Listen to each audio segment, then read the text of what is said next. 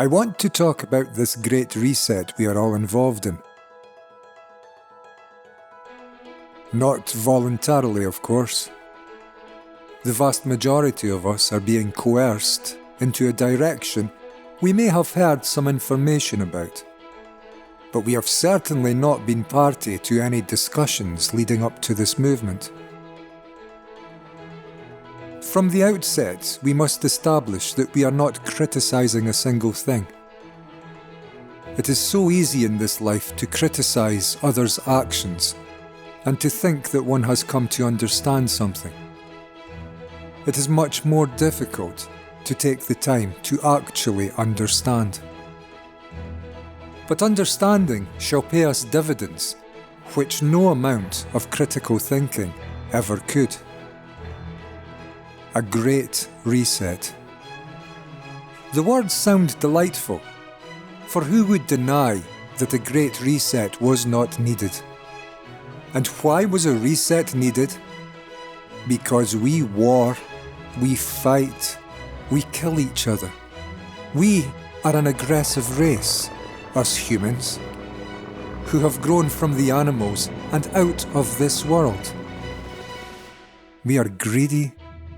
We are selfish. All of us. The top 1% may have the ability to closet the wealth of humanity into their personal cellars, but we are all tarnished with this brush of self-interest. Self-interest manifests in the inner thinking, the movement of an inner self.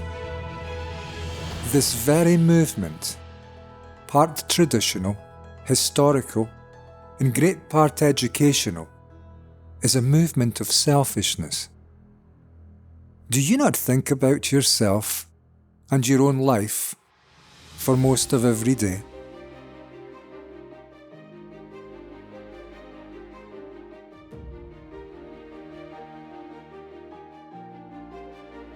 This inner educated and traditional movement is what comes to divide us.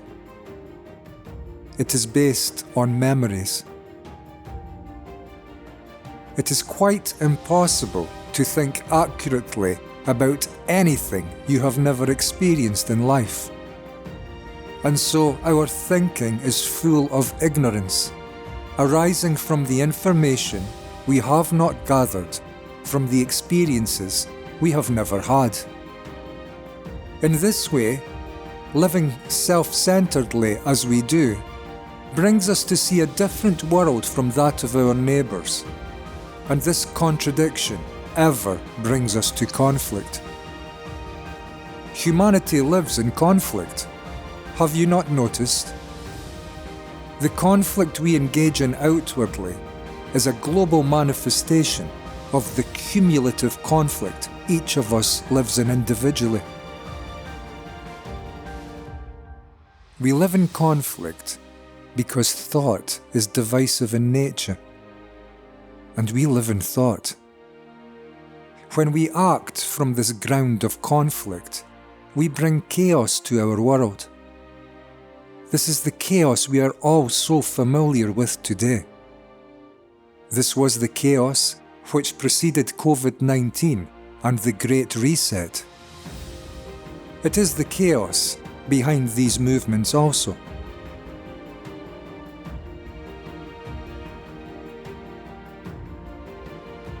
Thought is memory, and memory is divisive. It is divided within itself and between itself and other thinkers. Because thought is ever partial. Thought is grounded in knowledge, and there is always more to know. Others know other information they have heard than what you have heard. And no one holds the whole picture, because the whole picture cannot be held within the limited field of knowledge, which is memory, which is thinking, which is ever partial in nature. Meaning, we can never think ourselves out of any problem, for any approach we find through thinking, being limited and partial in nature, is acting in the shadow of the ignorance of the greater information not available to my limited movement of gathered knowledge. Have you noticed how utterly disorderly and chaotic our world has become? It will get worse than this, and it may get so bad that mankind may not even survive. And all of this is happening because we are acting from a base of knowledge, which is the movement of our daily repetitive automatic processes of thinking.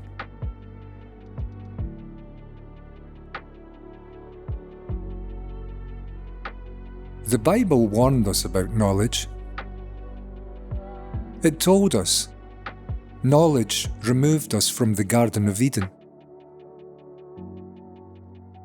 Yet still, we seem convinced that this approach is the only one valuable enough to teach our children to meet this broken world.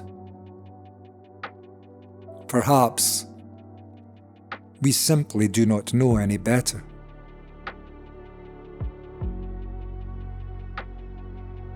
The Great Reset shall be no arrival for humanity to his rightful, truthful place in life.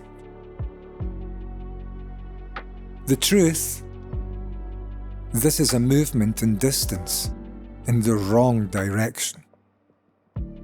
It is a path chosen on from the selective thinking of the richest and most politically influential in our world. Our 1%, our elitists. You cannot throw stones. I repeat, you cannot throw stones. All of us are caught in this demonic movement of knowledge. We are all party to it.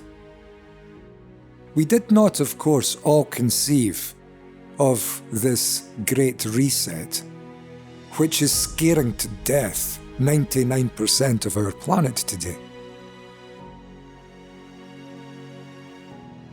But we all certainly live in just as chaotic a fashion.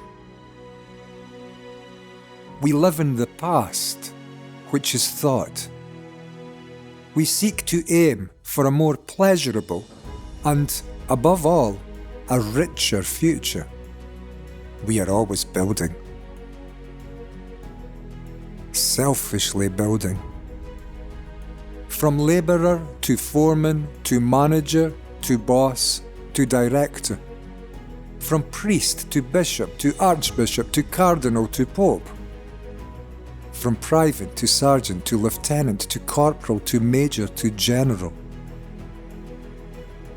Our order is the order of division, of becoming in time, of authority, of leaders and led. And this order is disorder. But don't take my word for this. Just take a look around. Could this world be more disorderly? I ask one question. If the collective thinking of all of us is what has steered our lives to this undesirable place, why do we think the self-interested thinking of a few thousand of us shall lead us towards a great anything? It won't. The fact is, it can't. We are not being critical. We are merely looking at facts as they appear to us. The movement of thought is what has led our race to this chaos. Because thought, being limited in nature to experience, cannot have any ability to factor in the information which belongs to the experiences it has never passed through. This is likely why we communally occupy a world of tax havens of more than $30 trillion. And the same world, the very same world, gives birth to a child who will die every 5 seconds into infinity from no food to eat. How can the human mind, which has no experience of such desperate lives, ever find the required awareness of such problems needed to place action in such areas high on a list of immediate activity? It can't, and it won't. Thought from any quarter, from the World Economic Forum, from Prince Charles on his warlike footing, from the Pope, from the banking fraternity, from the beggar on the street corner, will never come to save us. It is, in its inherently divisive life movements, what has truly brought us here.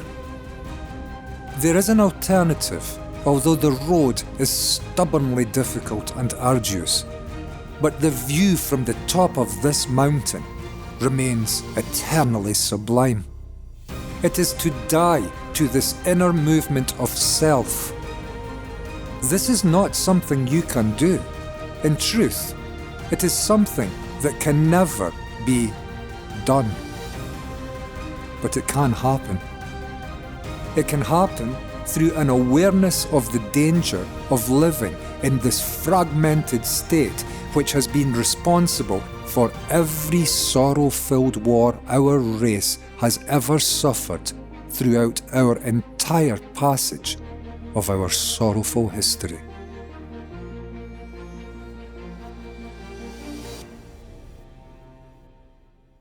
It can happen. Certainly not through thought thinking about it, but through the actual understanding of our daily habits of thinking. And through consistent observation, without adding thought, coming to a holistic view of the entirety of the human mind.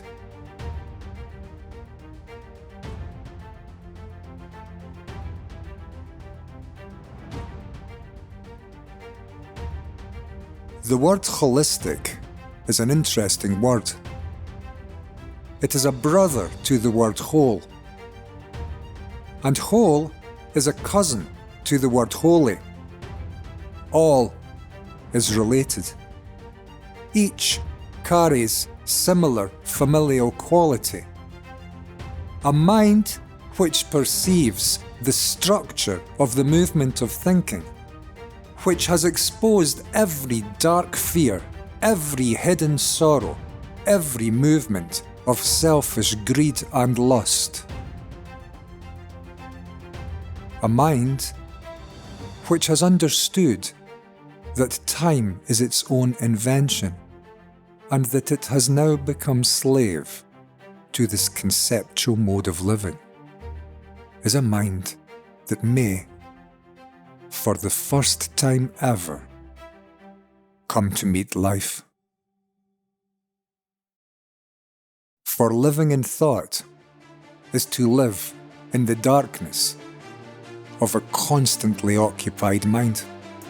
It is to be present in a world of great beauty and a loving universe, but to be totally unaware of that beauty to the ludicrous position that you would destroy it all with a smile on your desirous face. Living for the future, for your own invention, removes the presence of your mind to this present, living and loving universe.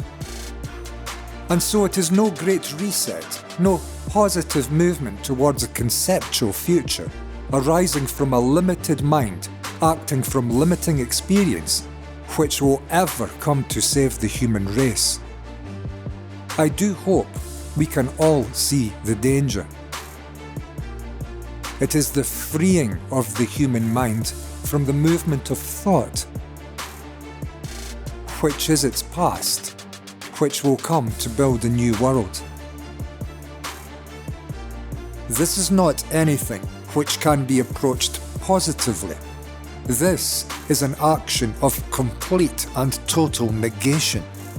Any man or woman who comes to any understanding of themselves is the beginning of a new world and a true order, not any order arising from the thinking of past limited experience, which is only truthfully a disorder.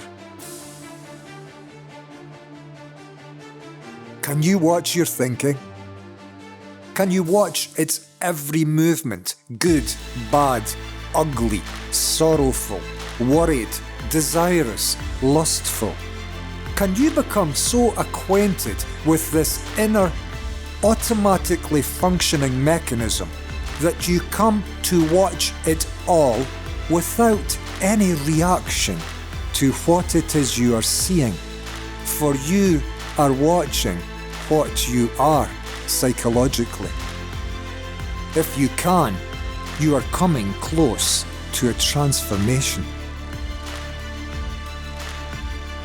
You are coming close to the total cessation of all thought. And this is needed.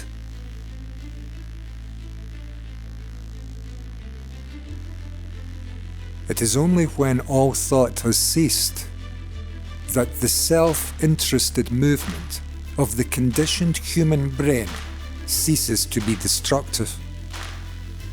To itself, to its environment, to its mother, this planet Earth.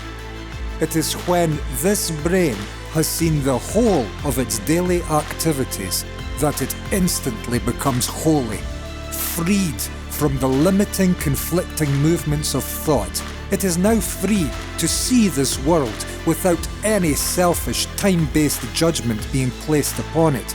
Such a mind is the only mind which will ever build anything worthwhile to build.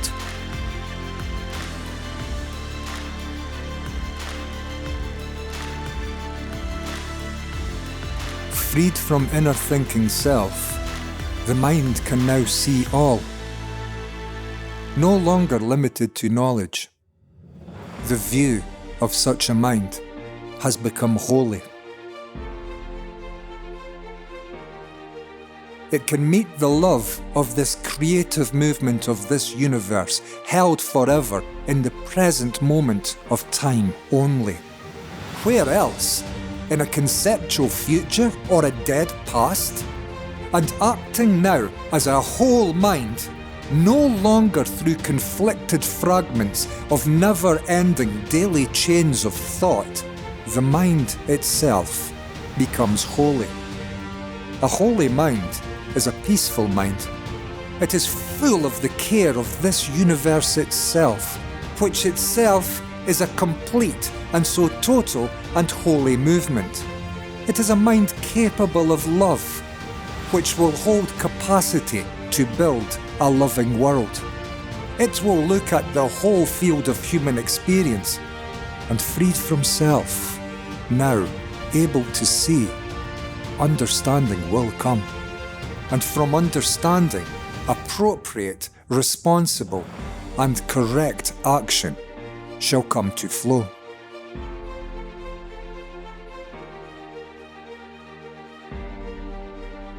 And so the true change needed by our world, by us, for our children, is in the hands of each one of us. This is no easy road, for the mind of humanity is a deeply divided, fearful, and conflicted place. It has been forever. Look to history. We have always avoided this task. We are apprehensive to study ourselves, fearful of what we may come to meet. We may not like what we see, yet what we see is what we are. We shall not meet what Mr. Freud taught the world. That is a certainty.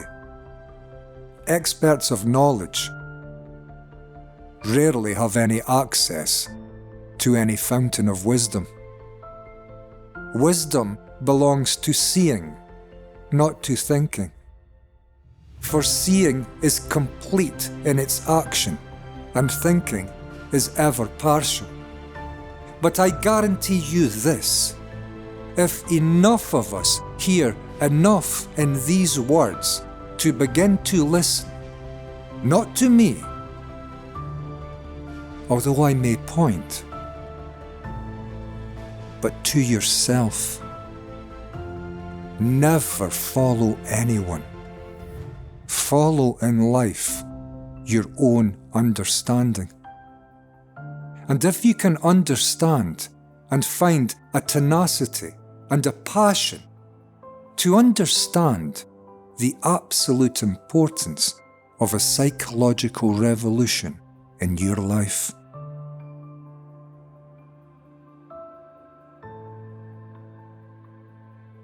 the very need for this,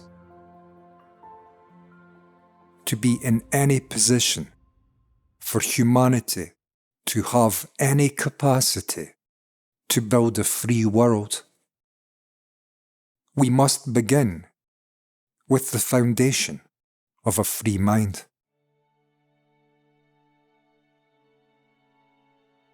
This world is a world of slavery, because it has been built from a mind bound in slavery to living in conceptual time. We do not need a revolution in the outer world. Leave the outer world alone. Of course, we must come to protect ourselves from the damaging and limited movements of other thinkers seeking to guide us into their future. For this is a dangerous world, but we must be careful we do not become a source of conflict ourselves by virtue of our own reactions. But in our world of living in the past, can we end the conflict we find there? For this to happen, we need come to find love. And love will never be found where any conflict lives.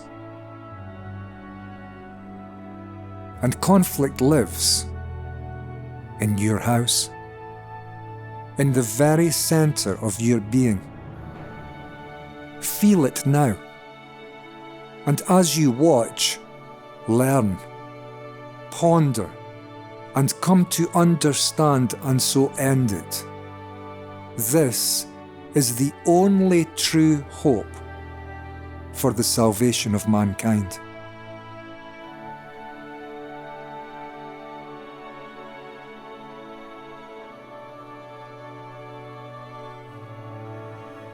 To build a new world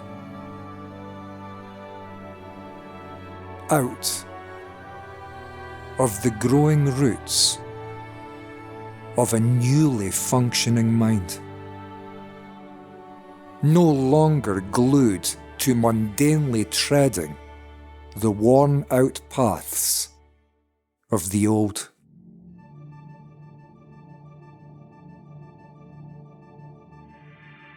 If we cannot do this, if we cannot end conflict within, it will come knocking on everyone's front door without. The boomerangs we send out into this world must return.